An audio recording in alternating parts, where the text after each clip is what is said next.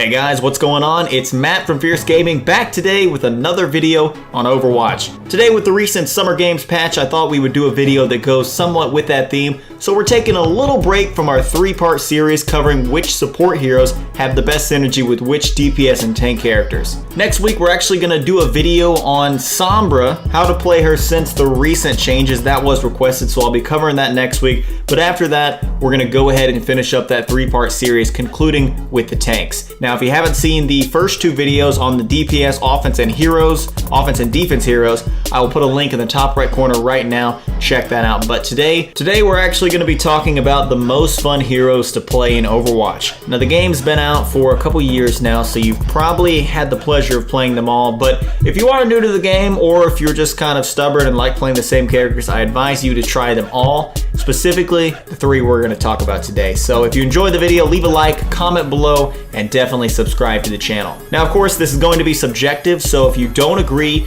leave your top 3 most fun heroes in the comments below and let me know why you think they're the most fun. Instead of the top 3 most fun heroes overall, I'm actually going to list the most fun hero in my opinion from each class, meaning one from DPS, tank, and support. Now, we're going to start off with support. With a recent major buff, I feel like quite a few people might agree with me here when I say my choice is going to be Ana. Now, it has nothing to do with how good Ana may be. I don't really think that if a hero's better, they're more fun to play, but Ana is the most fun in my opinion because she never has any downtime. She's always doing something in the middle of battle. With Ana, there is so much potential for carrying, and really, carrying as a sport is kind of unheard of. She has a relatively high damage output, she can contest from a distance, and her healing can keep Orion in the fight with no worries. She also has one of the most fun abilities to use in the game, which is her Sleep Dart. It feels absolutely great putting someone to sleep out of the game for 6 seconds, and it can single-handedly win a team fight or counter an enemy's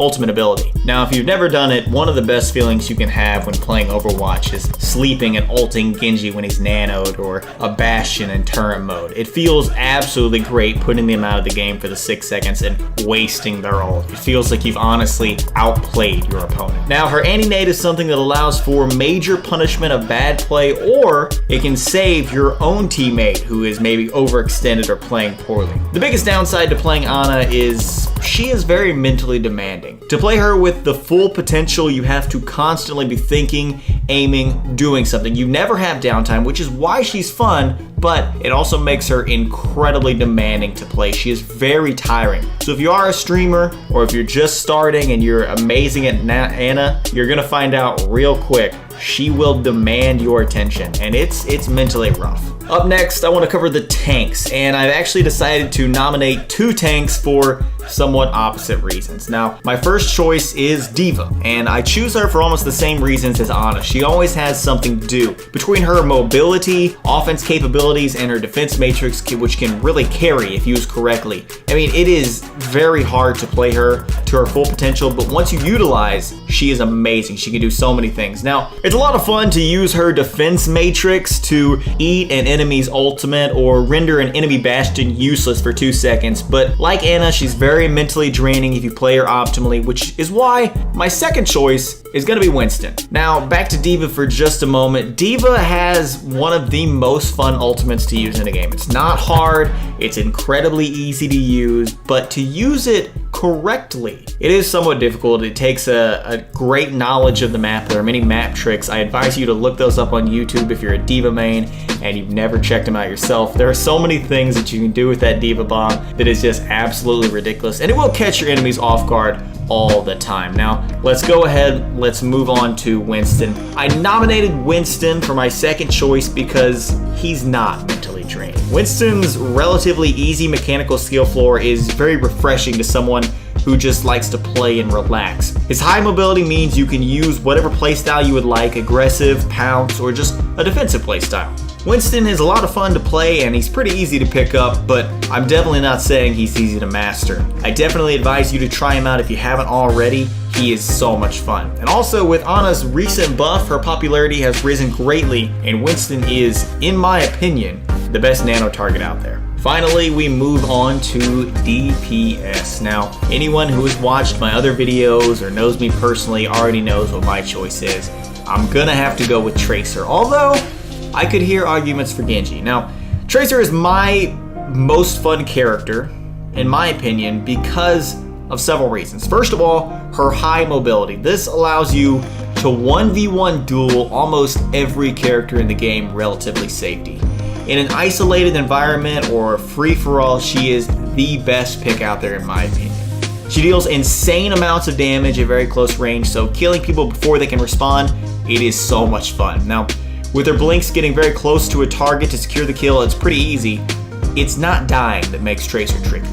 She is tied for the lowest health pool in the game alongside Baby D.Va, so getting killed is very easy. All it takes is one mistake, one slip up, and you're dead. Now luckily, Tracer has one of the best, if not the best, escape abilities in the game with her recall. Now, here's a fun little fact. A lot of people don't know this, but with her recall, not only does she go back to where she was 3 seconds ago, she gains the life back she lost, and she reloads her weapons. She also removes all debuffs that were placed on her, like a Zenyatta Discord or an Ana's Anti-Nade. So if you get Anti-Naded, you're really low, you can just recall.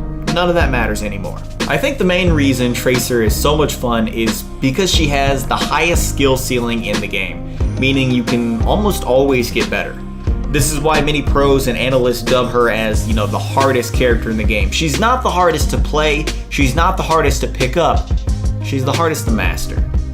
If you know me personally, I actually started with Tracer. She was the first character I ever touched in the game. I thought she was so much fun. She had such an amazing impact. And honestly, I am ashamed to say that even though I mained her, I called for her to get nerfed for so long. She was, in my opinion, the best character in the game, without doubt. She could do so much on the battlefield. With the introduction of Bridget, I didn't think that a nerf was necessary anymore, but I guess Blizzard heard my call after all that time and ended up nerfing her by her bomb damage, which really sucks because now she's not exactly the best character out there. She's nowhere near. So that is my 3 picks, or actually technically 4 picks for the most fun characters in the game. If you disagreed or if you have someone else in mind, definitely leave a comment down below. This is all subjective, obviously. If you have different opinions, I'd love to hear them. But hey, that is gonna do it for us today. Thanks for watching. We really appreciate the support here at Fierce Gaming. Thanks for watching and subscribing. We are a really new channel and we see every subscription, so so much love there. Thank you guys so much. If you have any requests for videos, please leave them in the comments below.